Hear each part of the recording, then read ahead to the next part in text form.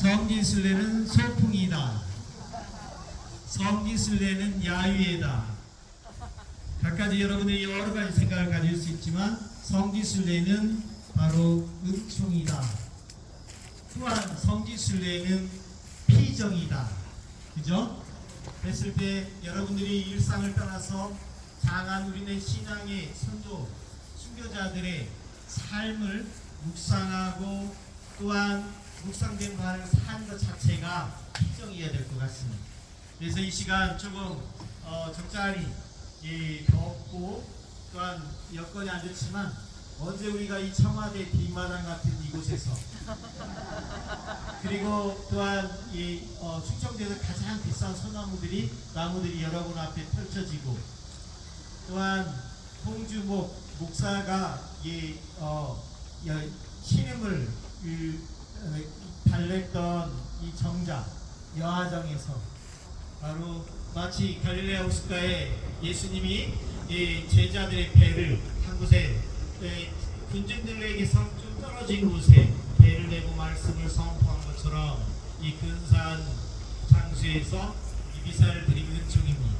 맞습니까? 네. 바로 이 은총이라 한다면 말씀의 핵심을 우리가 갖고 있자.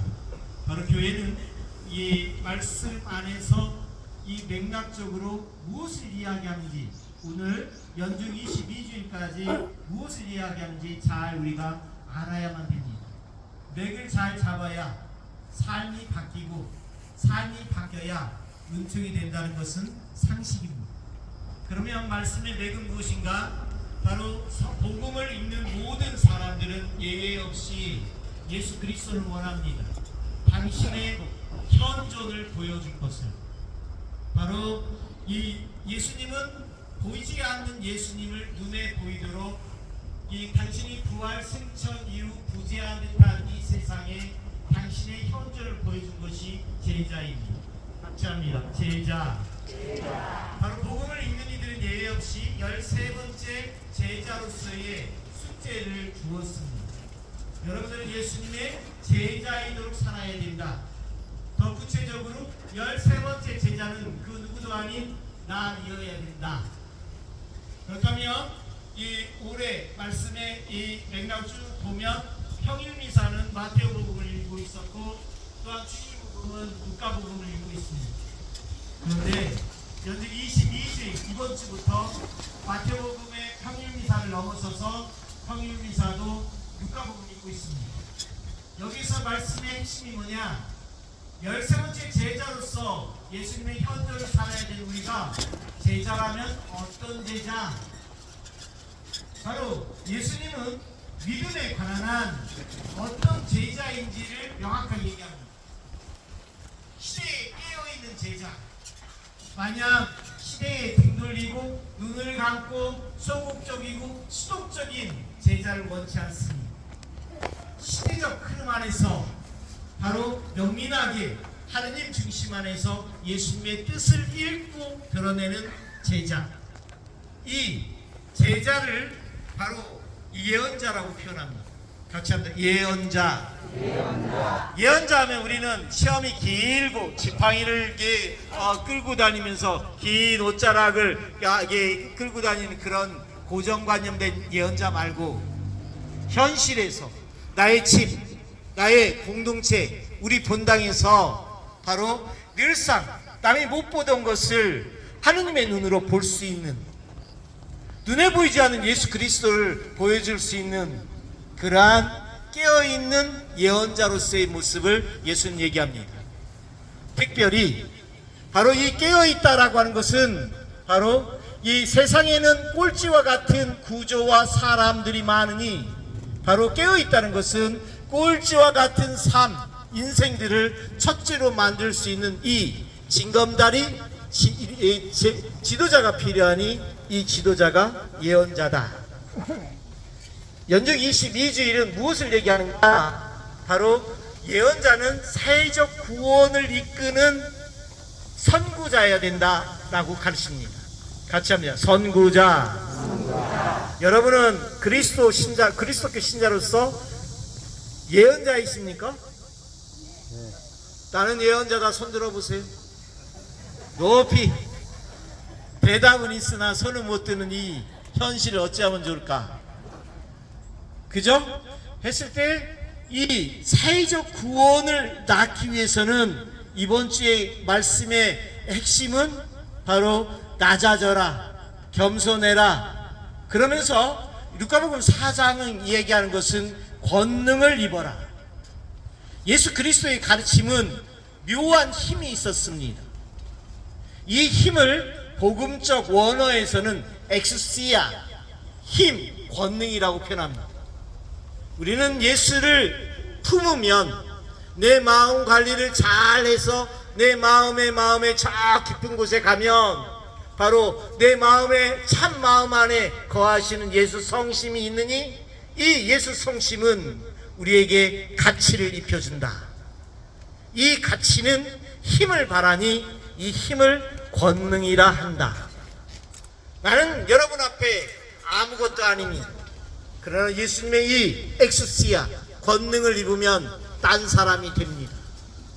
그것을 여러분들은 압니까? 알아야 됩니다. 나는 아무것도 아니다.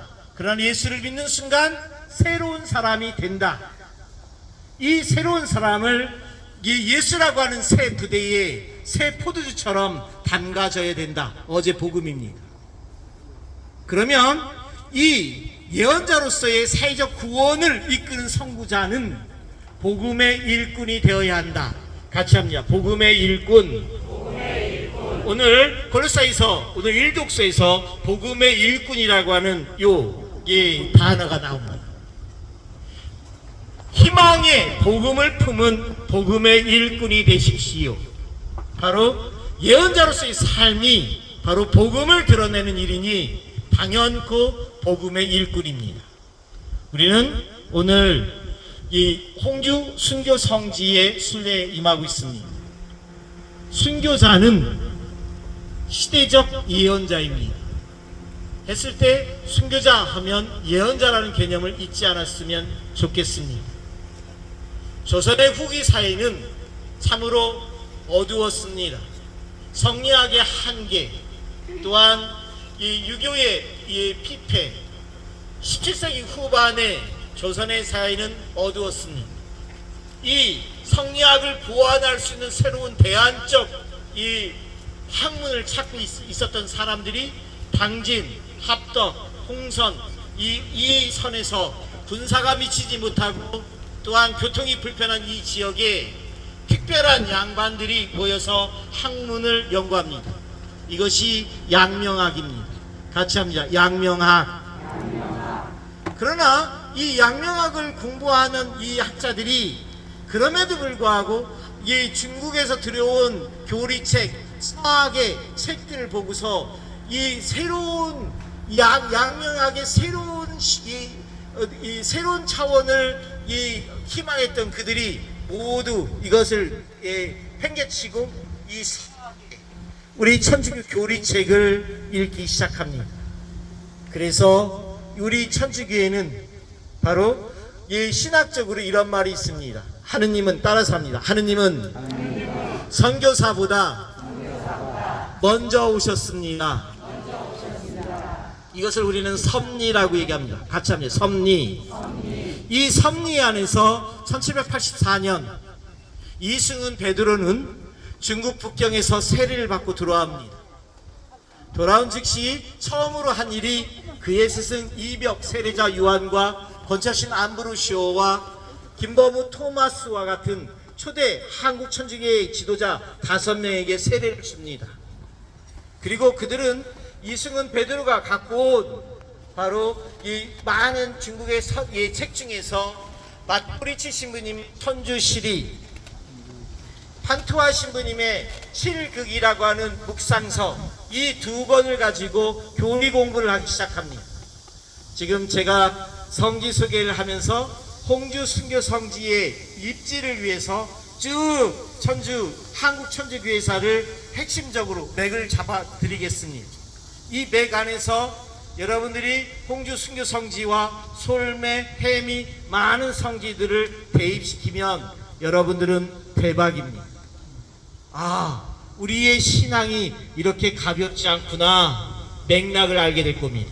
그것을 알려드리는데 지금 벌써부터 마테오 리치 이 신부님 얘기하면서 눈이 반쯤 감기는 순간 바로 어려우니까 생소하니까 그래서 제가 오늘 영성책 후기도 때 퀴즈를 내겠습니다.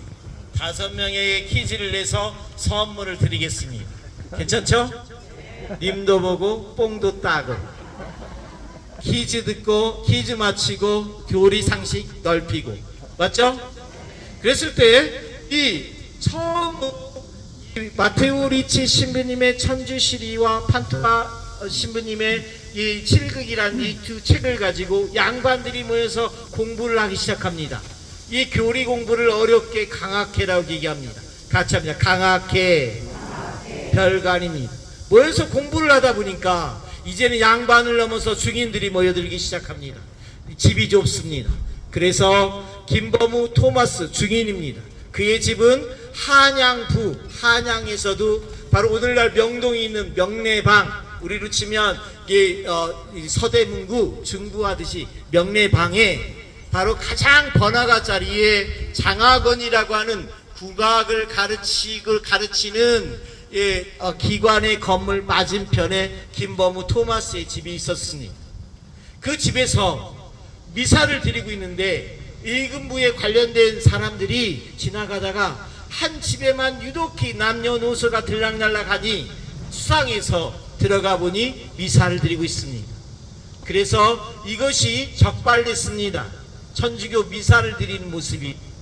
그래서 이것이 1785년 을사년의 적발잣대에서 을사추조 적발사건이라고 명합니다. 한양은 깜짝 놀랍니다. 조정은 깜짝 놀랍니다.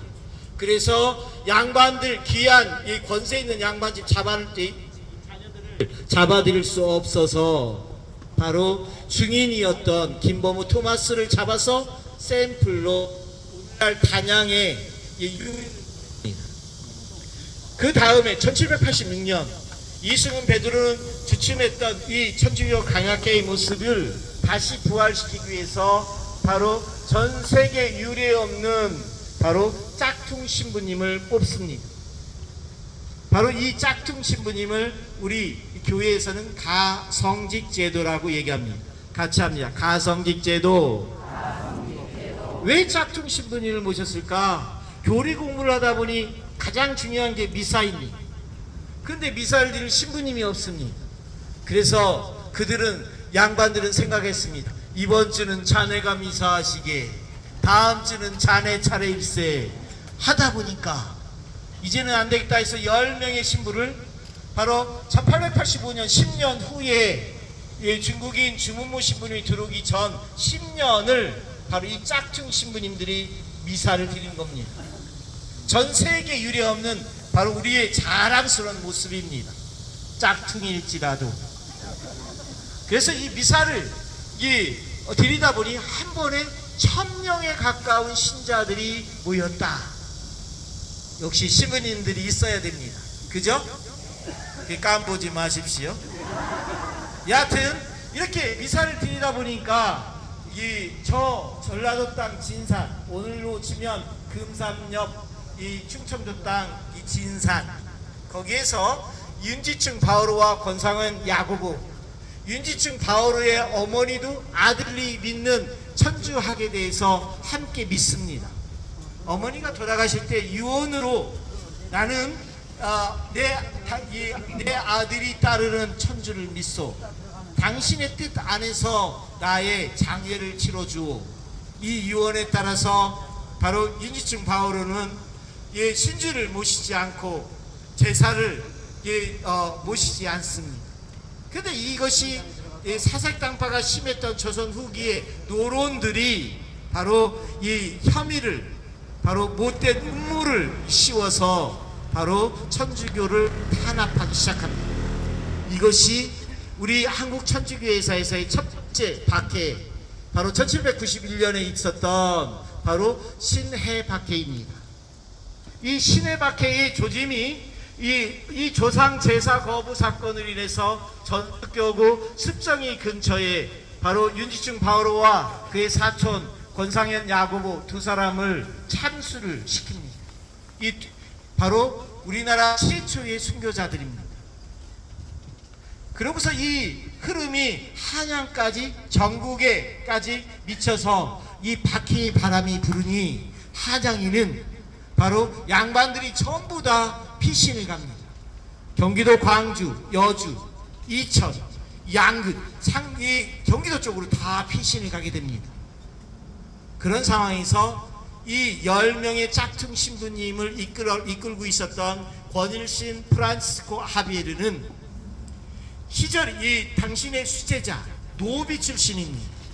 노비인데 돈이 많았습니다. 아버지가 바로 돈이 많아서 양반집 자제들하고 함께 어울리도록 했던 이존창 루도비코.